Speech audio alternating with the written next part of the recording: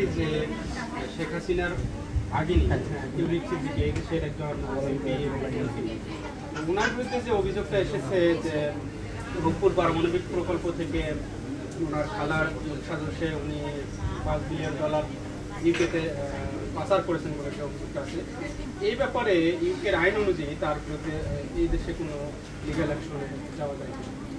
মুকুল ভাই, আপনাকে অসংখ্য ধন্যবাদ। অত্যন্ত যুক্তিসঙ্গত একটা প্রশ্ন, যেহেতু আপনি লিগ্যাল টার্মটাকে আমাকে বলছেন। আসলে লিগ্যাল টার্ম নিয়ে যদি আলোচনা করা যায় তাহলে অনেক লম্বা বৃহত্তর একটা আলোচনা এখানে হবে। আমি মনে করি যে বিদ্যমান যে কোনো আইনে কোনো মানুষ যদি ফ্রডের সাথে মানি লন্ডারিংয়ের সাথে জড়িত থাকে তাহলে ইন্টারন্যাশনাল যে আইন বা স্ট্যান্ডার্ড এটা অনুযায়ী কিন্তু যে কোনো দেশের আইনে বা জুডিস্প্রুডেন্সে বুঝছেন জুরিসডিকশনে কিন্তু তার সর্বোচ্চ শাস্তি নিশ্চিত হওয়াটা হচ্ছে আমাদের জন্য জরুরি।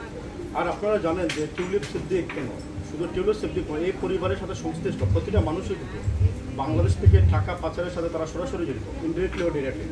সুতরাং এটা হচ্ছে সিরিয়াস একটা ভায়োলেশন আমাদের দেশের বিরুদ্ধে। অবশ্য লন্ডনে যদি ইংল্যান্ডে যদি আমরা এটা প্রমাণ করতে পারি, এটাও ইনশাল্লাহ প্রমাণ হয়ে যাবে।